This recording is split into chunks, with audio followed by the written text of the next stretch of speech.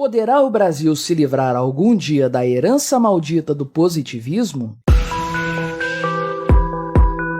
Este é o Visão Libertária, sua fonte de informações descentralizadas e distribuídas. Este artigo foi escrito por Aldo Vieira, revisado por Donda, narrado e produzido por mim, Quintessência. O positivismo, junto ao socialismo, foi a principal vertente filosófica, política e social surgida do movimento iluminista iniciado no século XVIII. São frutos da mesma árvore, mas, como irmãos que brigam desde a infância, afirmam não ter nada a ver um com o outro. Entretanto, veremos que as duas visões são duas faces da mesma moeda, pois o positivismo não é outra coisa senão o racionalismo socioconstrutivista, tantas vezes denunciado por Hayek e outros. O alcance e a profundidade do positivismo ainda não foram devidamente avaliados, mas não é exagero dizer que sua influência foi tão grande ou maior que o socialismo no mundo ocidental, porque foi mais sutil, menos brigão e resultou em mudanças na sociedade que colaboraram para a criação do Estado burocrático de direito que temos hoje nas chamadas democracias, plantando as sementes da sua gradual estatização e socialização. Em outras palavras, o positivismo, entendido não como movimento de massas, mas ainda assim ideológico, intelectual e atuante, permeou e moldou as mentes das elites políticas e filosóficas que conduziram os países livres, esvaziando as iniciativas revolucionárias ao absorver muito das suas pautas na luta por direitos nos países desenvolvidos. Todavia, embora tenham sido imunizados contra revoluções, eles se tornaram suscetíveis às ideias relacionadas ao welfare state, o estado do bem-estar social. Isso porque a filha mais prestigiada do positivismo é a sociologia, com ampla aceitação no mundo ocidental, e que elevou a palavra sociedade, que antes designava apenas o coletivo para seres que vivem juntos e têm coisas em comum, à condição de um ente metafísico com vida própria. Descobrir as leis que regem esse animal fantástico e como dirigi-lo de modo apropriado é o mote principal tanto da sociologia quanto do positivismo. As palavras social e sociedade estão para o positivismo, como as palavras classe e Estado estão para o socialismo. De fácil identificação, o positivismo se confunde e se mistura silenciosamente com um sem número de filosofias e iniciativas, e não parece possuir um rosto próprio, e talvez por isso seja tão insidioso e difícil de definir. Na verdade, o positivismo deveria ser considerado o verdadeiro oponente do socialismo no palco mundial desde o século XVIII, e não o capitalismo, que é apenas um modo de operar a economia segundo as leis de mercado. Foi o filósofo francês e socialista utópico Saint-Simon quem criou o termo, e logo depois Auguste Comte apropriou-se dele, popularizando as bases do positivismo, estabelecendo o dogma de que as ciências deveriam ser a bússola da humanidade. Segundo Comte, o espírito positivo consiste em ver para prever, em estudar o que é para concluir disso o que será, segundo o dogma geral da invariabilidade das leis naturais. Para Comte, assim como um engenheiro conhece as leis da física e um matemático é apto a resolver equações complicadas, é necessário um especialista que conheça as regras dos fatos sociais. O sociólogo, que observa e estuda a sociedade, a fim não só de entendê-la, mas de transformá-la como um todo num organismo sadio. Essencialmente burguesa em sua concepção, assim como o socialismo, diga-se de passagem, o positivismo rejeitou a luta de classes proposta pelo marxismo e buscou firmar-se como uma filosofia que fortalecia as instituições já existentes, como a escola e o Estado burocrático, sendo visto imediatamente pelos setores ligados à esquerda revolucionária como um movimento burguês reacionário que não desejava levar adiante as mudanças iniciadas pela Revolução Francesa. Apesar de possuir um elevado apelo à conduta moral, o positivismo, embora não fosse em si antirreligioso como o socialismo, professava o materialismo e o agnosticismo como a conduta adequada ao sujeito positivo. Contudo, Comte elevou sua filosofia ao patamar de religião, chegando a criar uma aberração tanto para religiosos quanto para ateus, a Igreja Positivista, onde a razão seria entronizada. Outro expoente do positivismo foi o britânico Herbert Spencer, que incorporou ao positivismo elementos do darwinismo.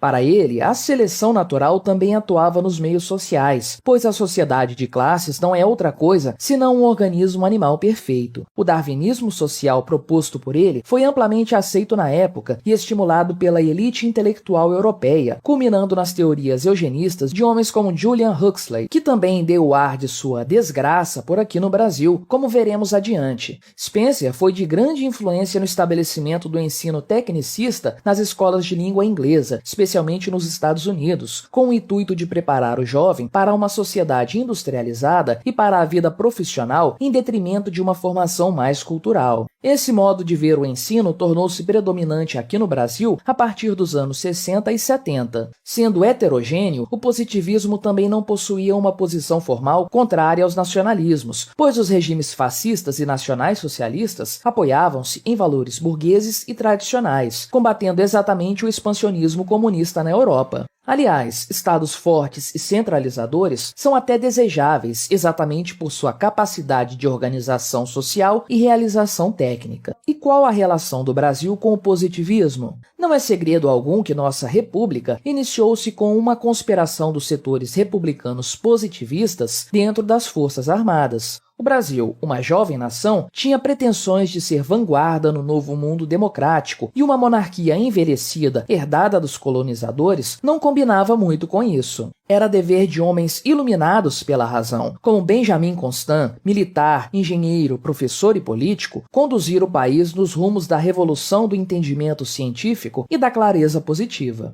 Para isso, era preciso forjar um novo país. A frase icônica em nossa nova bandeira foi tirada do principal lema positivista: amor por princípio, ordem por base, progresso por fim. Um novo hino nacional e um novo brasão de armas também foram encomendados para dar a impressão de que o Brasil, que dormira monarquista e acordara republicano, era uma nação de verdade, com identidade própria. Não houve consulta ao povo ou grande adesão popular ao golpe republicano, tampouco protestos exigindo a volta do antigo monarca, embora muitos lamentassem o ocorrido pelo carisma do monarca deposto. Parece que vem mesmo de longa data a apatia da alma brasileira. A frase do jornalista republicano Aristides Lobo passou à história. O povo assistiu bestializado à proclamação da República, ou seja, sem saber o que aquilo representava exatamente. O Brasil nunca se recuperou da sua herança positivista. Ela continuou a se manifestar no país, como por exemplo num dos capítulos mais infames da nossa história, quando o país fez uso das teorias do darwinismo social anteriormente citadas na tentativa de branquear a população. A história da imigração italiana no Brasil é contada romanticamente em novelas, mas na verdade foi uma política de Estado com um objetivo eugenista claro. Ao invés de pagar pela mão de obra negra que estava à mão, preferiram introduzir elementos europeus brancos para miscigenar com a população brasileira e branqueá-la, porque a escravidão prolongada causou um aumento muito grande e indesejado da população negra no país, como definiu um político da época, Joaquim Nabuco.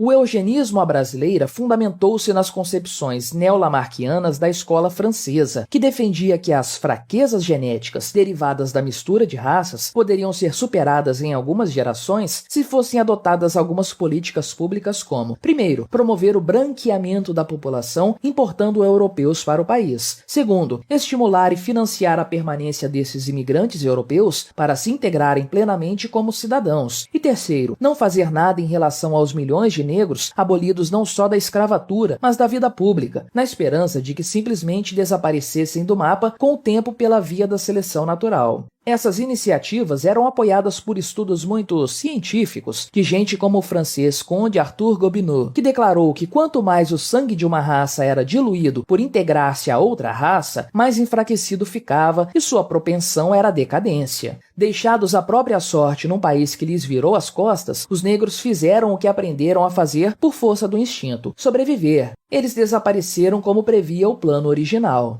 Essa é uma árvore de frutos muito amargos, que dificilmente será retirada do solo brasileiro. Em 1943, durante o Estado Novo, foi promulgada a CLT, lei que regulamenta as tratativas trabalhistas, influenciada diretamente pela Carta del Lavoro do governo Mussolini, mostrando a intenção estatal de planificar e organizar a sociedade em todos os setores. Os sintomas do positivismo também se fazem presentes em momentos como a criação da Petro Roubarás, com o slogan ufanista "O petróleo é nosso", e nos governos subsequentes, como o desenvolvimentista JK, com seu lema 50 anos em 5, e que foi também o responsável pelo câncer chamado Brasília, sonho positivista antigo. Uma capital planejada e enxertada no meio do nada, num típico caso de carro colocado na frente dos bois. Contudo, a expressão máxima do positivismo veio através do ufanismo do governo militar dos anos 60 e 70 e do milagre econômico, movido a endividamento público e aumento estatal em todos os níveis, com a desculpa de desenvolver o país. Impostos em cascata, regulamentações sem fim em todos os setores, burocracia trabalhista e monopólio sobre serviços essenciais são a principal característica dessa época e da ineficiência de programas baseados em ideias pretensamente racionalizadoras, mas irracionais na prática. Pode o Brasil se livrar um dia definitivamente da herança maldita do positivismo? Esse bicho-papão que se apresenta sob vários disfarces e que não possui uma cara própria como o socialismo, seu irmão burro e brigão? Essa é uma tarefa colossal e que não é exclusiva do Brasil, porque a atitude e os pensamentos positivos estão presentes no mundo todo, confundindo-se com vários movimentos e iniciativas socializantes que apostam no socioconstrutivismo. Identificá-las simplesmente como comunismo, como vemos hoje, é um erro categórico.